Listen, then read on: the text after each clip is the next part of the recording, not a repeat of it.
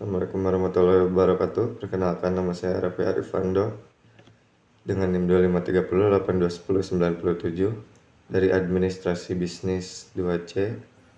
Di sini aku akan mereview isu tentang hukum dan etika atau rule of law.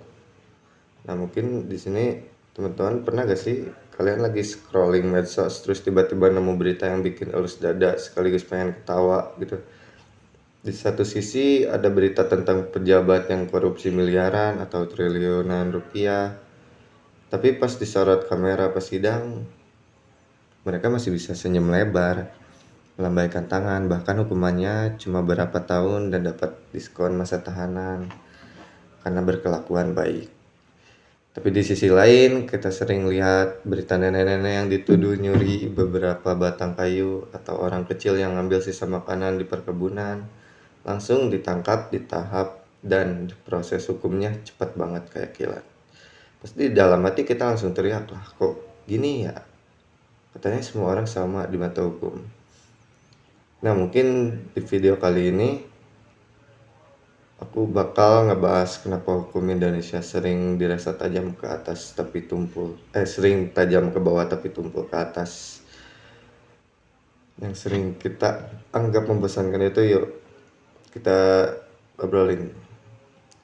Oke, sini ada realita di lapangannya ya. Kita omongin realitanya dulu. Fenomena tajam ke bawah tumpul ke atas ini bukan cuma perasaan kita doang yang lagi baper, tapi emang ada datanya. Di masyarakat kita ada semacam sindrom ketidakadilan. Orang-orang yang punya uang, yang punya koneksi atau punya jabatan, kita sebut aja mungkin golongan elit, kalau kena kasus hukum, mereka itu kayak punya cheat code. Mereka bisa sewa pengacara paling mahal, bisa menunda-nunda proses sidang, atau bahkan dapat fasilitas sel penjara yang mirip kamar kos eksklusif lengkap dengan AC. Sementara itu buat warga biasa yang gak punya backingan atau uang buat bayar pengacara top, hukum itu berjalan dingin, kaku, dan tanpa ampun, sekaligus dituduh. Ya mungkin bisa langsung masuk jeruji besi tanpa banyak kompromi.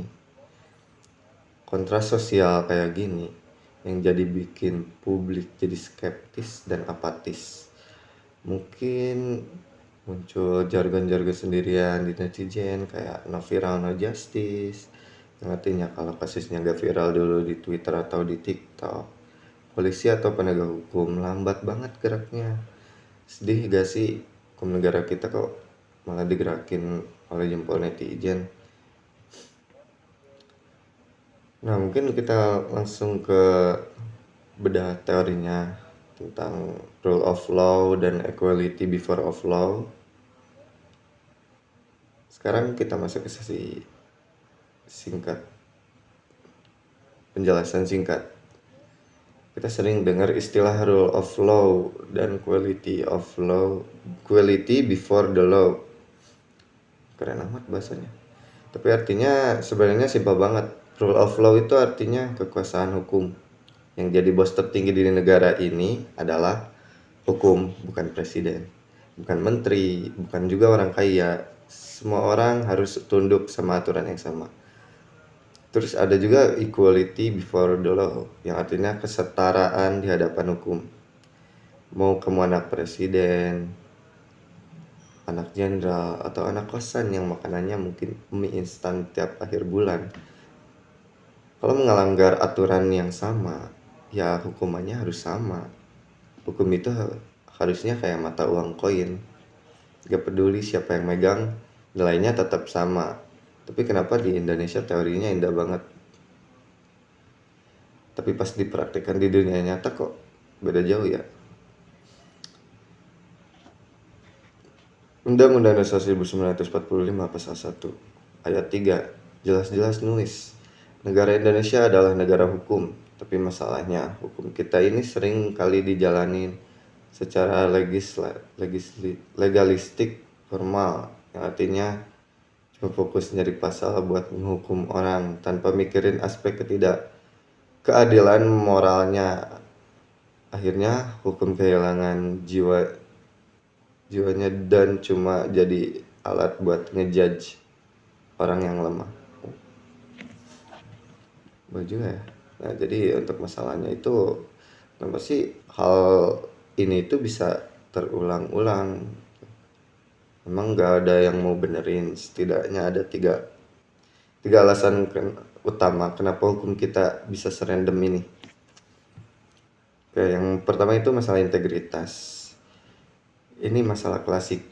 Masih ada oknum hukum yang gampang, mungkin bisa disebut di masuk angin gitu, kalau udah ketemu uang atau kekuasaan itu bisa lupa daratan. Kita diajarin tentang civic virtue atau kebajikan warga negara. Nah, kalau penegak hukumnya aja gak punya integritas, ya hancurlah sistemnya. Yang kedua, ada kesenjangan akses keadilan. Orang kaya bisa menyewa pengacara yang bisa nyari celah hukum sekecil apapun gitu. Mau celah hukum itu terkecil sekalipun, itu mereka bisa nyari celahnya.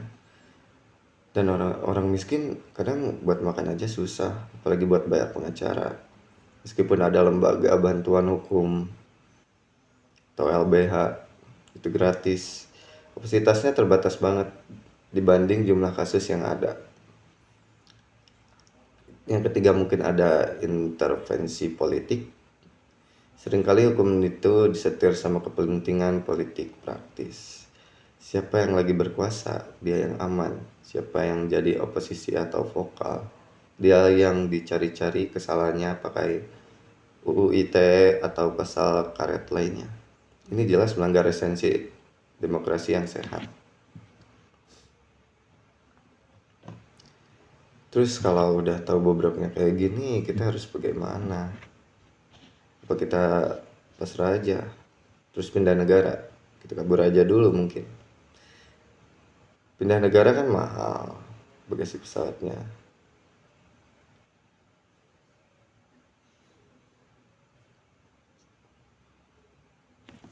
Ngafalin pasal-pasal nanti, tapi melatih sensitivitas kita terhadap keadilan sosial sebagai mahasiswa atau anak muda. Minimal kita bisa melakukan 3 hal ini. Yang pertama, bersuara. Jangan diam kalau lihat ketidakadilan. Manfaatkan media sosial kita untuk menyuarakan isu-isu hukum secara sehat dan berbasis data. Bukan hanya omongan semata. Kita harus berbasis data. Dan bukan sekedar ikut-ikutan nge-hate aja. Yang kedua, pelajari hak-hakmu. Jangan mau dibodoh-bodohi. Minimal atau hak dasar kita sebagai warga negara, biar gak gampang diperas sama oknum. Dan yang ketiga, ada jaga integritas diri sendiri. Jangan ngebiasain ya masukin kantong ke oknum pas kena tilang, atau bayar orang dalam pas ngurus dokumen. Hal kecil kayak gini latihan biar kelak kalau kita jadi pejabat, kita gak jadi bagian dari masalah itu sendiri. Hukum yang adil itu gak jatuh dari langit secara gratis. Ya harus diperjuangkan, dituntut, dan diawasi bareng-bareng. Oke, mungkin sekian dulu obrolan kita hari ini. Menurut kalian, kasus hukum apa sih di Indonesia yang paling bikin kalian gregetan belakangan ini?